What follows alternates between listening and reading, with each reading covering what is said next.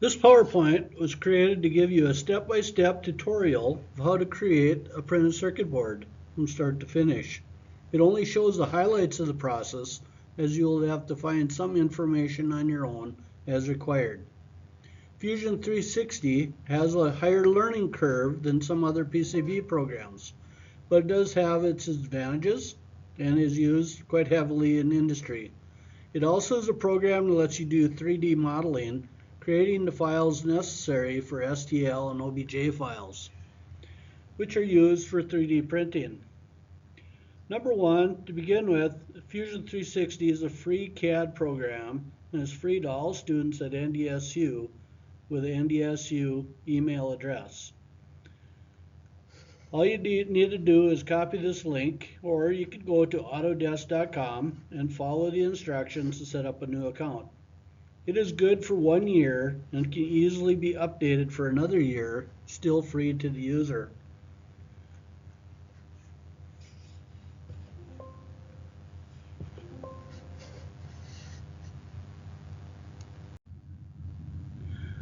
As Fusion 360 is more advanced than other programs, such as Upverter, due to the complexity, you must look at these design tutorials to get started and for further questions. Fusion 360 answers most all questions via a short YouTube video. Highlighted in blue is the schematic design tutorial.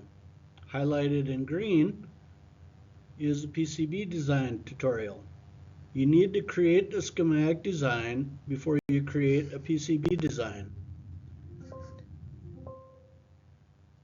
There are 4 requirements to make a PCB. Number 1, you need a schematic diagramming.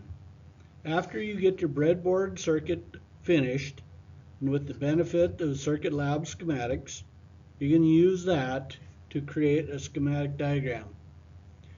You also need a parts list. Now, inside Fusion 360, you'll end up creating your own library. Excel works, or for complex schematics, or it will develop a library for you as your schematic is created by the parts you choose from within the Fusion 360 parts libraries. Because there are so many types of package designs, creating a known parts file is imperative. The third step, of course, is to take your schematic design and we're going to convert that into a PCB design. And finally, you're going to create the Gerber files required for manufacturing. These are your drill and cam files. They'll all get zipped together. You want to label your file with your senior design project number, and you'll send them in to get them the order placed. Basically, this is homework 6, PCB layout information required that you will have to go through. Make sure that you, number 1, you're going to create a detailed schematic using Fusion 360. We don't allow other CAD programs. You must use Fusion 360. There are many different kinds, PCB Artist, Upverter, KiCad, we understand that. But we're using Fusion 360. If we don't stick with one, it will be too confusing. You must have reference designators on all your parts.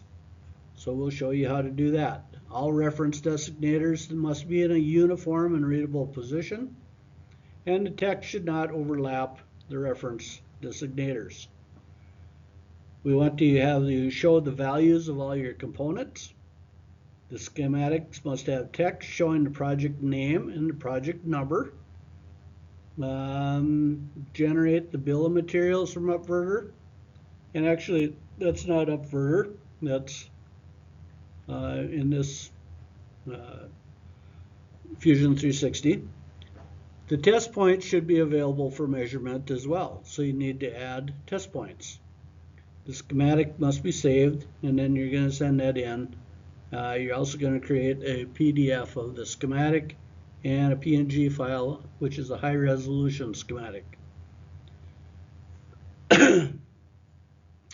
And of course your PCB must be 2 inches by 2 inches, and mounting holes in each corner, power and ground traces, a ground plane on the bottom, preferably on the top. We can put a power plane on the top, but at least you got to have a ground plane on the bottom, and your trace widths. Other traces have to be 20 mils. Your power traces and your ground traces need to be 40 mils wide. And we will be going over all of this thoroughly as we go along, so you know how to do all this. Also, the board must show the project name and team designators built into it. That's on your silk screen later, and of the proper font size. So step one, of course, we got to have a paper design. You write out, some people call this a napkin drawing. We're going to use this to help create a schematic design. You have to start somewhere, and a lot of times you're going to draw it out on paper. You can use Circuit Lab. That's going to help. That won't give you all the information that you want. So this gets you started. First step in creating, referred to as paper design. So after you learn and understanding that process, the next step, we're going to convert our paper schematic to the Fusion360 schematic design. Here is an image of a schematic, and basically we want to show you the process of transferring the paper schematic to the Fusion360 design platform. We're going to select each component individually and verify that it is correct for this project. Then you're going to place them and connect them in the locations required to get a working circuit.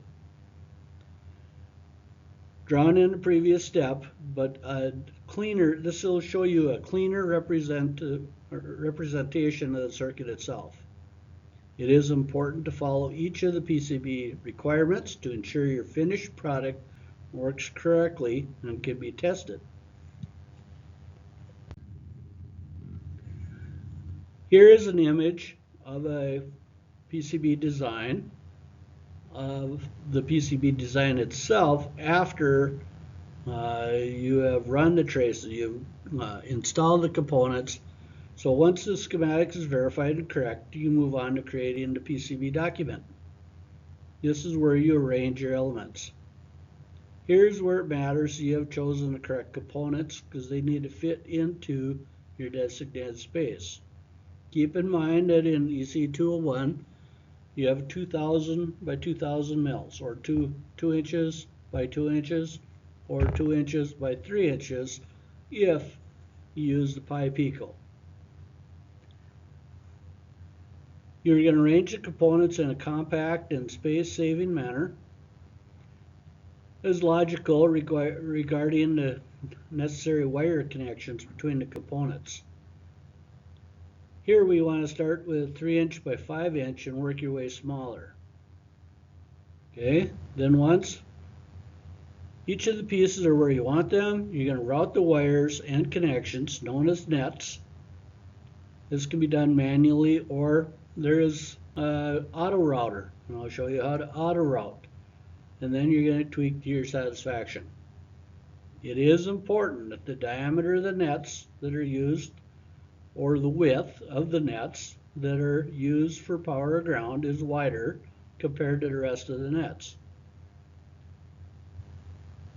Wider they are, more current they can handle. Try to arrange the wires and utilize vias. These are transfer points from front to back of the board, or vice versa, in order to prevent the circuit from shorting or encountering errors when it runs. The final step is to use the command to push your 3D image to 3D.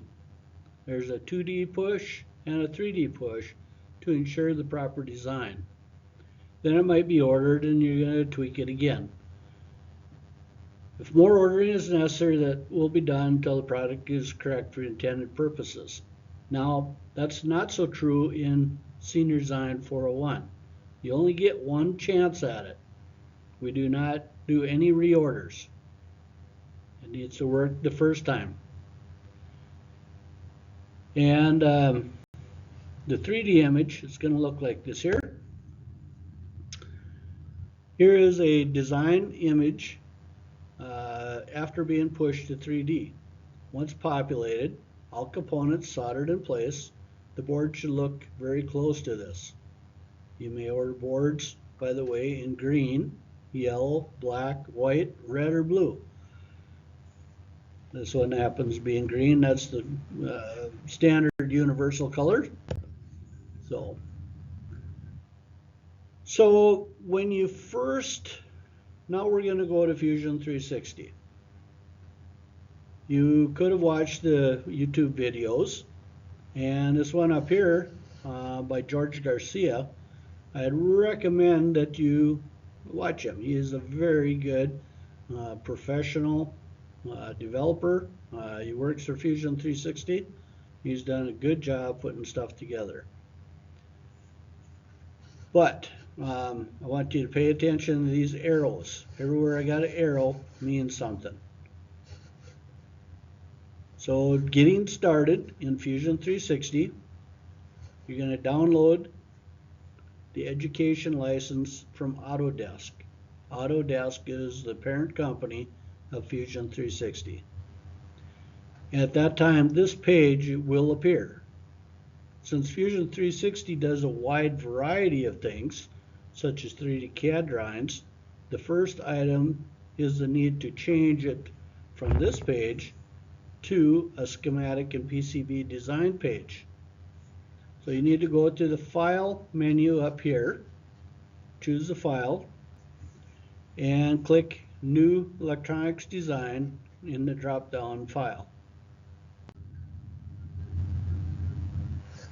Here,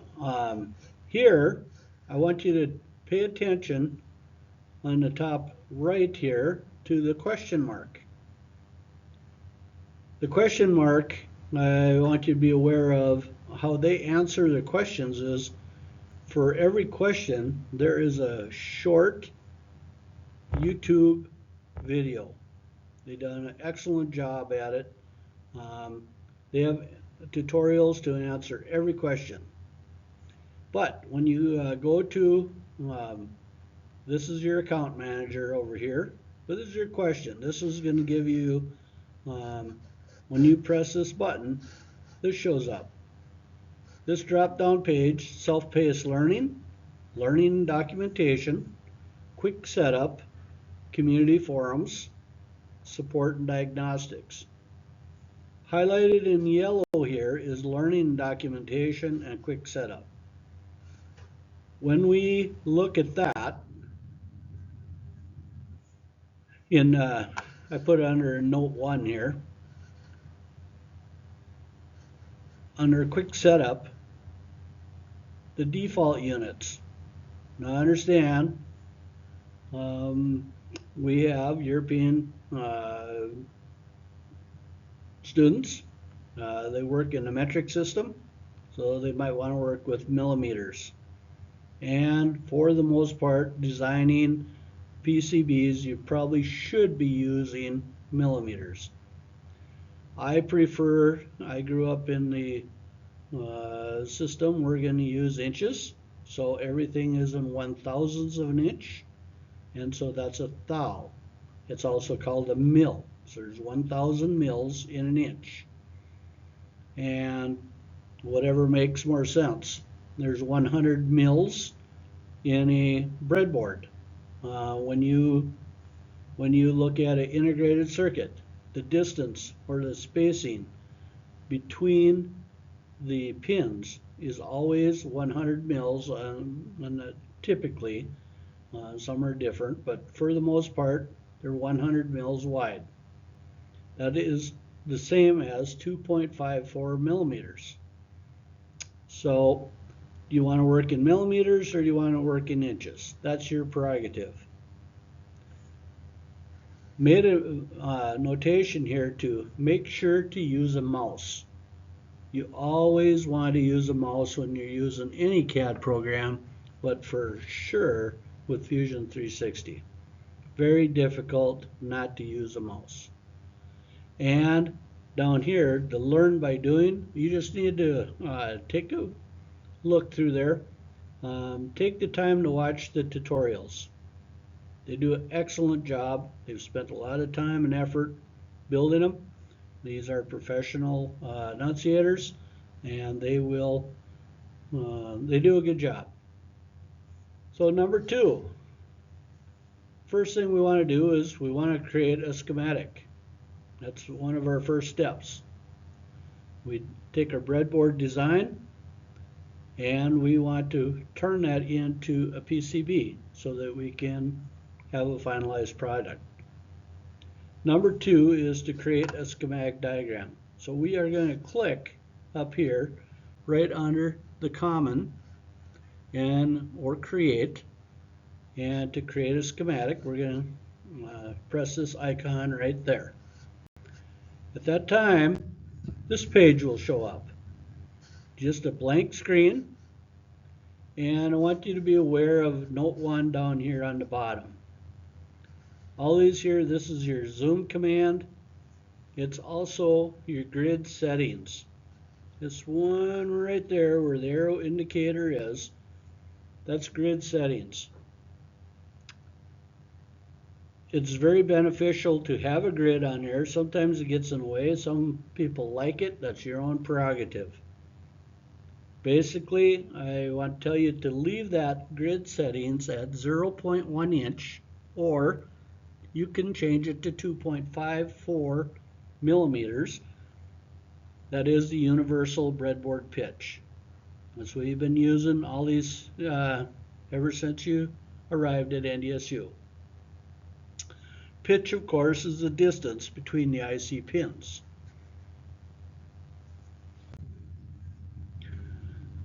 Now we would want to add some parts. We have a blank screen. How do we add parts? To add parts, we're going to click place. We're going to go up here in this area. If we have a drop-down list, it's going to tell us a few things. But for the most part, we just want to go here. We're going to add some parts. At the same time, be aware of the library icon here. And we're under the place components, all libraries, and a filter. And if you do not see under all libraries your parts, you might have to go out to the main library and see them. This is just like if you had a bunch of books laying on your bench. You're going to look through your most common parts, most common bench, or a parts bin. But if you really want to find all the parts, you need to go over here. This is under the library icon.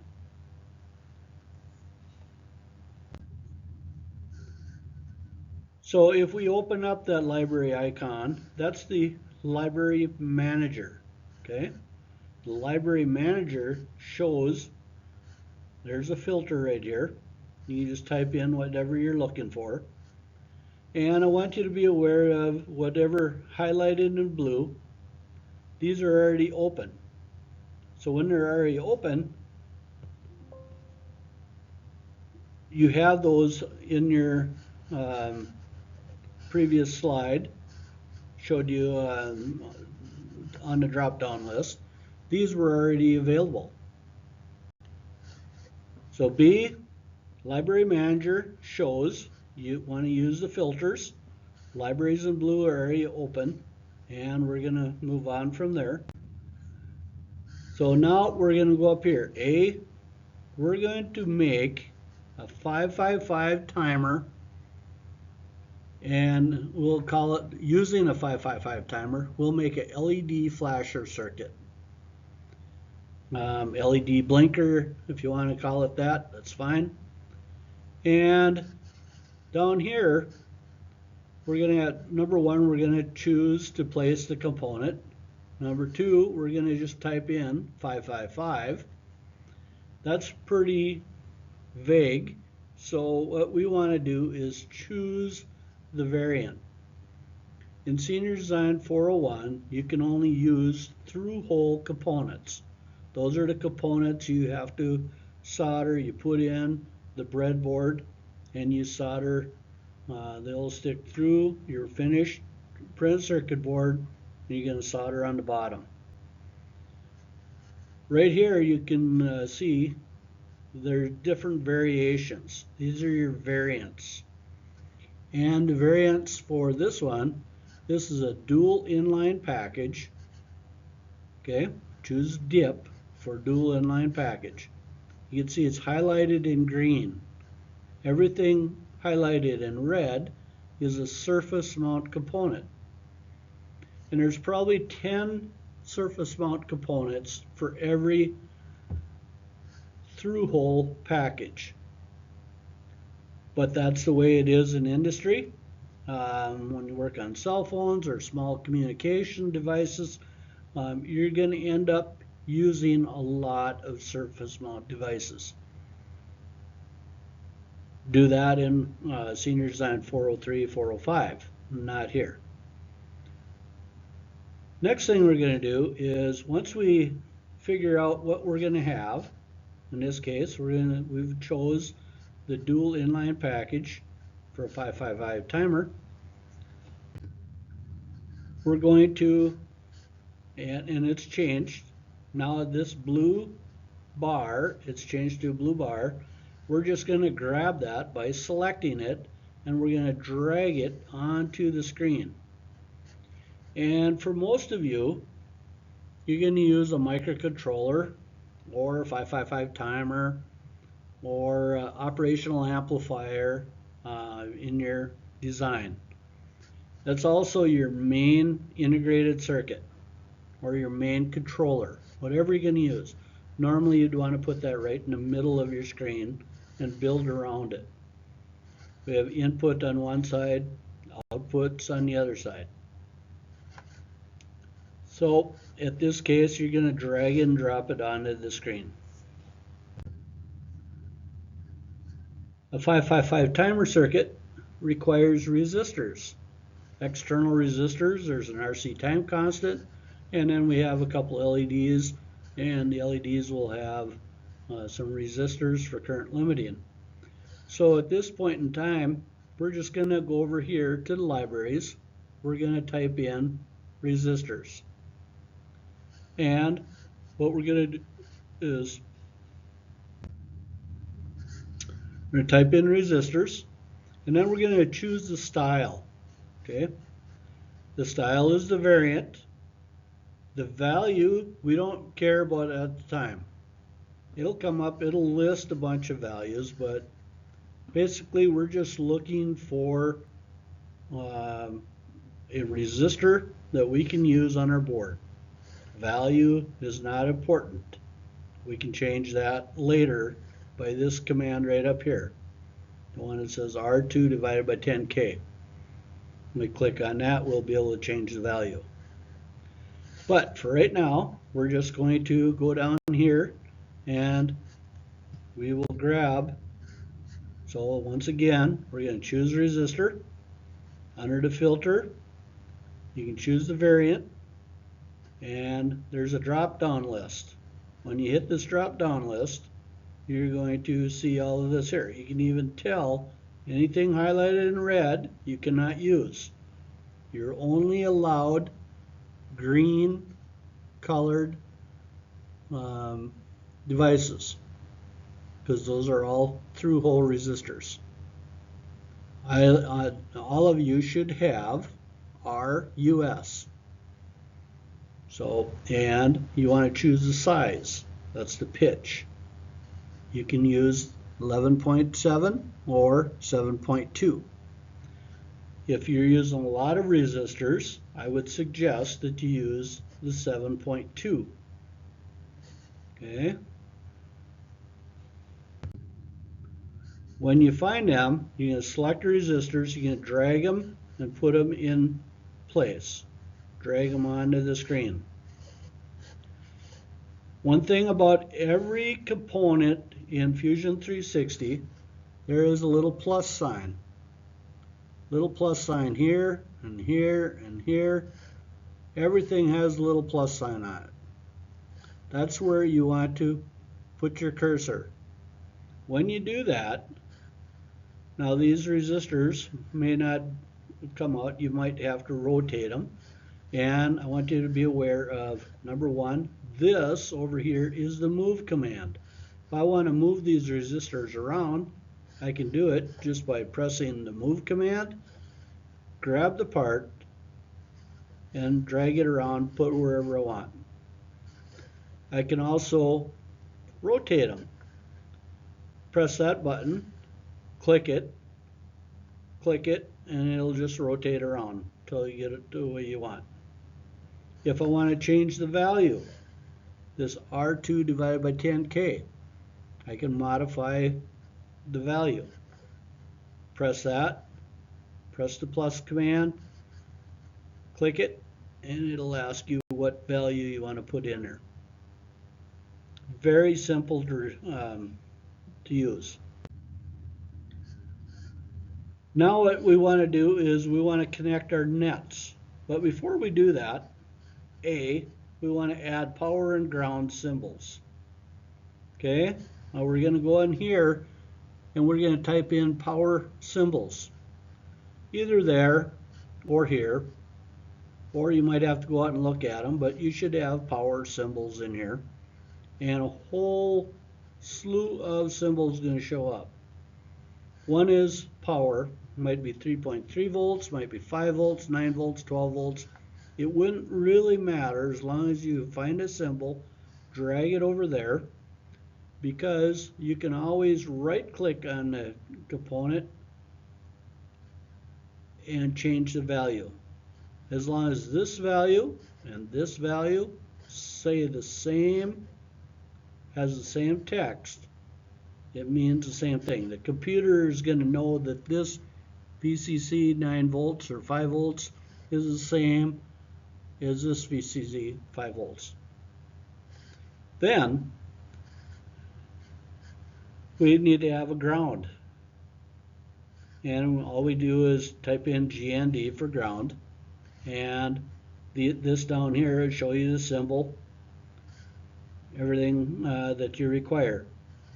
Now you have A ground, that's analog ground. You have D ground, that's digital ground, or just plain ground. In this case, I would just use D. As long as they're all the same, it wouldn't matter. So the computer knows that ground is a ground. It's going to hook it all up. The rest of the components have to be hooked up, and these are called nets. Some people call them air wires, but they're actually called nets. We're going to hook up the nets to go from point A to point B. The computer will then know that, okay, there is an electrical connection where you're supposed to be from this point to this point to this point. So you just take your device, click it on there, drag it, hook up your nets. Finally, we're down to this circuit right here. We have a circuit. This is your connector. So pin header 1x2. This is where your 9-volt battery is going to hook up to. And in this case, this is your 555 timer. You use in circuit slabs. These are our 9-volt supply. We don't have to have a trace or a net established from here to here, because the computer already knows, hey, that's the same word, and it will hook it up. All we need to do is hook up these nets. This shows positive, negative, goes to ground. Then we have two outside components, resistor R1, R2, C1. We need a charge and discharge path. Then the output here is going to be either high or low. So when it goes low, current will flow from here through down the device, turn on the LED. If this is a low and down here is a low, this LED will be off. So these LEDs will flash when they go high and low, high and low. This is just a simple circuit, of course, but your design will be far more complicated as we go along. Next thing you want to do, you always want to save your file. If you don't save your file, well, so you go up to the save command. Version description, SD401 blinker, milestone. I click on that, I type it, okay, so I created my schematic and I have a version number and I hit OK. And if I want to add text to it, you can go under document, validate, automate, library. But in this case, instead of design, we'll go under the document tabs. And before I get there, this is where we could print out a bill of material list or PNG files. Here is our draw command. We could draw a circle on our schematic and whatever we want, trapezoids, but we draw on that there, and it'll come up and we can put text.